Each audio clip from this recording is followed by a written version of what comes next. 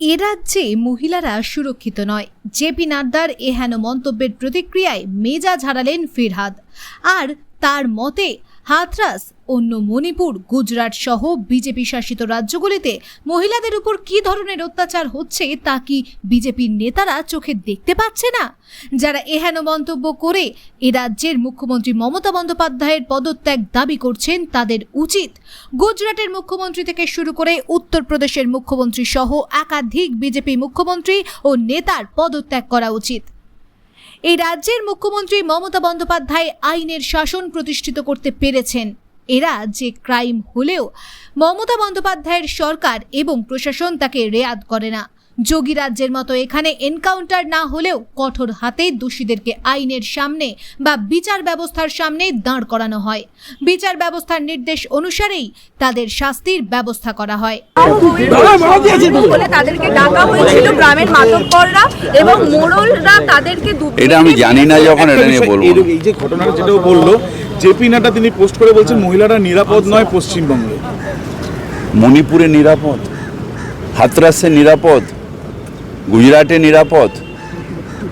JP নাড্ডাকে বলো আচরে আচারি আপনে আচারি ধর্ম পরের শেখাও। সব থেকে বেশি মহিলাদের যদি কোথাও নির্যাতন হয় সেটা বিজেপির রাজ্যে, এবং বিজেপির নেতৃত্ব মহিলা নির্যাতন করে। পশ্চিমবঙ্গকে কালিমালুপ্ত করার জন্যে সন্দেশখালি তৈরি হয়েছে, এটাও আমাদের এনকোয়ারি করে দেখতে হবে।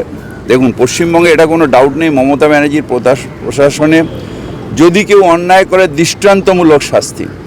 আমি গুজরাটের মতন ওই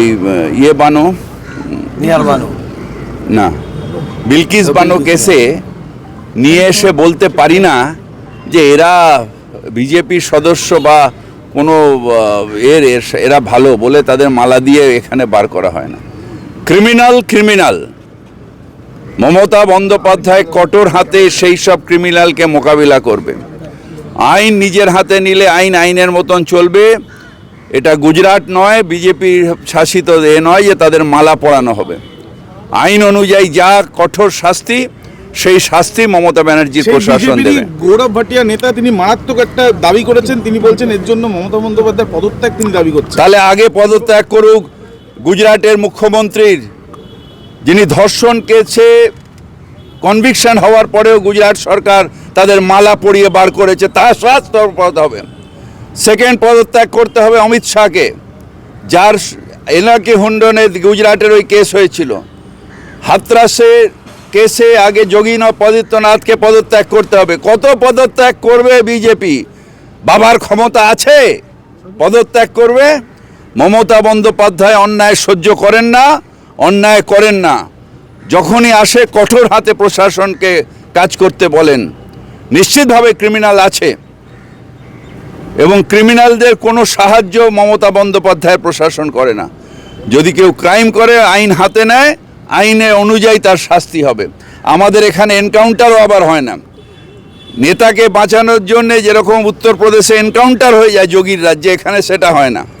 এখানে ধরা পড়ে বিচার ব্যবস্থার সামনে দাঁড় করায়, বিচার ব্যবস্থা বিচার করে সেই আইন অনুযায়ী তাকে শাস্তি দেয়।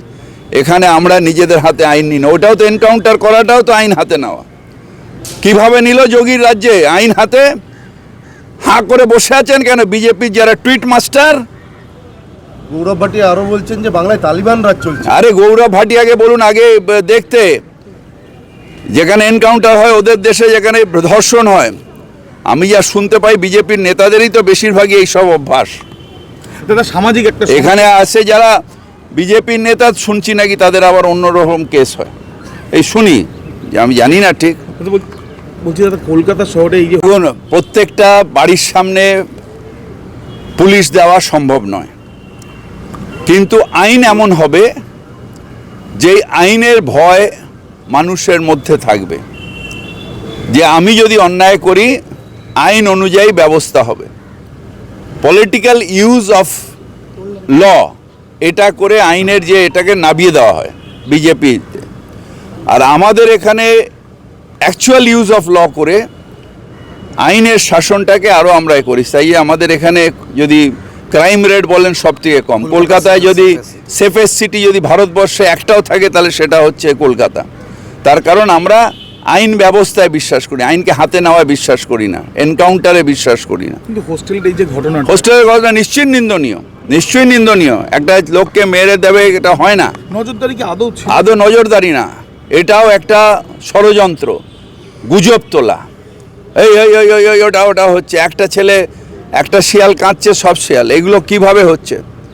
এগুলোর আরও বেশি দরকার হচ্ছে এই আইনের শাসন এবং কাউন্সেলিং।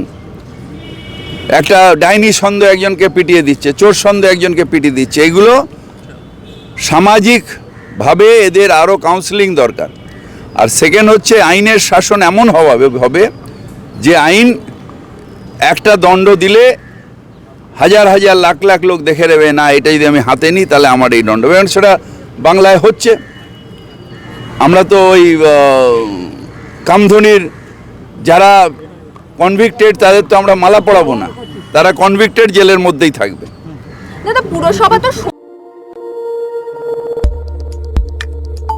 আমাদের সাথে থাকুন এবং দেখতে থাকুন নিউজ প্রাইম টাইমস, আপনাদের সাথে আপনাদের পাশে।